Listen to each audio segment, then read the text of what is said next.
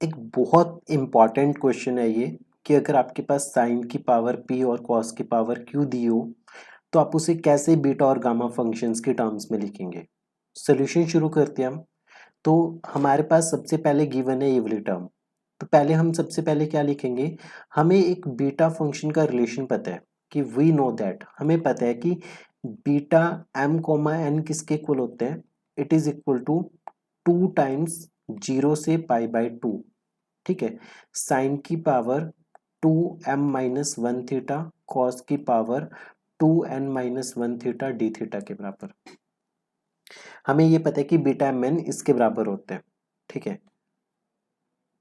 अब आपके पास गिवन क्या है, गिवन है जस्ट 0 से पाई बाई 2 साइन की पावर पी एक्स कॉस की power Q x D x के बराबर गिवन है आपके पास। अगर मैं इसे 2 से मल्टीप्लाई और डिवाइड कर दूं, जैसे 2 से मल्टीप्लाई और डिवाइड कर दिया हमने, ठीक है, ये वाला पार्ट आपने 2 से मल्टीप्लाई डिवाइड कर दिया। गिवन एक्सप्रेशन था 0 से पाई बाई 2 साइन की पावर पी एक्स और कॉस की power Q x D x के बराबर। 2 से मल्टीप्लाई और डिवाइड कर दिया आपने, तो ये अंदर वाला एक्सप्रेशन कैसा बन गया, ये कुछ कुछ आपका बीटा के फॉर्म में बन गया। तो बस अब आपको कंपेयर करना है कि देखो ये एक्सप्रेशन और ये एक्सप्रेशन बिल्कुल सेम है, जस्ट आपको देखने की 2m-1 इक्वल टू पी के बराबर आ गया और 2n-1 क्यू के बराबर आ गया। अगर m की वैल्यू निकाले तो क्या निकलेगी, p प्लस 1/2 और n की वैल्यू निकाले तो q प्लस 1/2 के बराबर। तो अब इसे कैसे लिखा जा सकता है, जो ये एक्सप्रेशन था, जो गिवन एक्सप्रेशन था 0 से पाई बाई 2 साइन की पावर पी एक्स और कॉस की power Q x D x, ये किसके इक्वल आ जाएगा, ये आएगा हाफ। ठीक है, और ब्रैकेट में आपके पास क्या है, ये वाला सारा टर्म, ये सारी टर्म आएगी बीटा एम कोमा एन, और एम की वैल्यू क्या आ रही है, p प्लस 1/2 और q प्लस 1/2 के बराबर। बहुत सिंप्लीफाई रख रहे हैं हम इसे, हमें पता है ये वाला एक्सप्रेशन होता है। ठीक है, तो हमें इसे इस फॉर्म में चेंज करना था। अब जो स्टेप नंबर 1 में हमने क्या किया कि जो गिवन था उसे लेके चले और 2 से मल्टीप्लाई और डिवाइड कर दिया, 2 से क्या किया, मल्टीप्लाई और डिवाइड, फिर इन दोनों को कंपेयर किया। जब इन दोनों एक्सप्रेशंस को कंपेयर किया तो m और n की वैल्यूज आ गई, तो ये एक्सप्रेशन किसके इक्वल हो गया, beta M comma N, that is beta P plus 1/2 Q plus 1/2।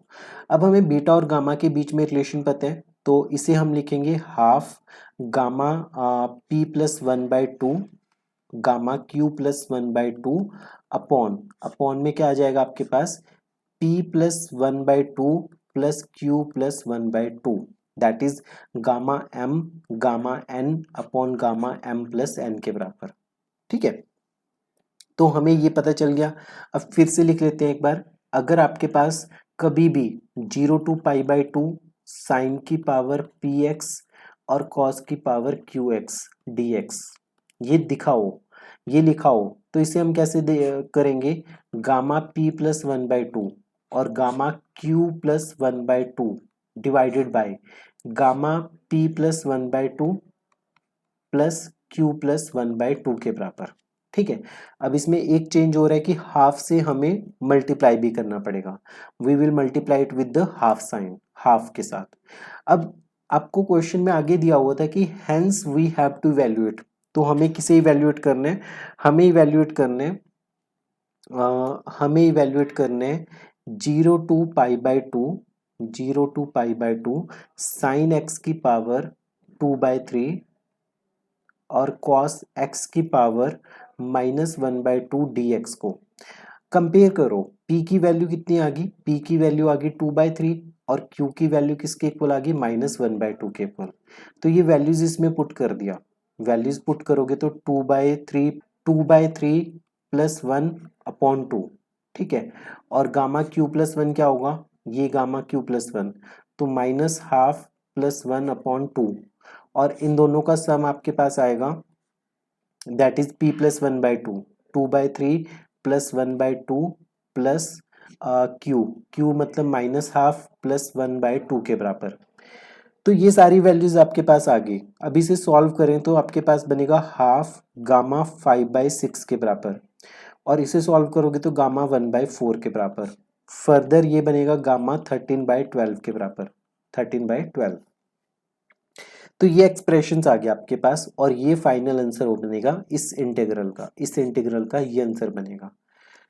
तो देखो P और Q की वैल्यू पुट करके कितना इजी बन रही है। बस मेन चीज ये है कि आपको ये फर्स्ट एक्सप्रेशन पे सबसे ज्यादा एम्फेसाइज करना है, मन की आंखों से देखना है कि साइन की पावर P है, कॉस की पावर Q है, तो हमें 2 और 2 से वो करना है मल्टीप्लाई डिवाइड, और अंदर वाली टर्म डायरेक्ट ही बनेगी। कभी नहीं भूलना, कभी भी नहीं भूलना कि अगर 0 से π/2 दिखे आपको, साइन की पावर कुछ भी दिखे, m दिखे, कॉस की पावर n की फॉर्म में दिखे, तो इसे कैसे लिखोगे? तो इसे लिखोगे half gamma m plus 1/2 n plus 1/2, और नीचे क्या होगा, इन दोनों का सम होगा, इन दोनों का सम क्या होगा, gamma m plus n/2 plus 1 के बराबर। ठीक है, ये कभी नहीं भूलना आपको। तो कंफ्यूज नहीं होना, कभी P दिया होगा, कभी Q दिया होगा, कभी M दिया होगा, कभी N दिया होगा। यहाँ पे जो भी वेरिएबल्स होंगे यहाँ पे बस आपको m प्लस 1/2 n प्लस 1/2 और नीचे इन दोनों का एडिशन, ये करना है।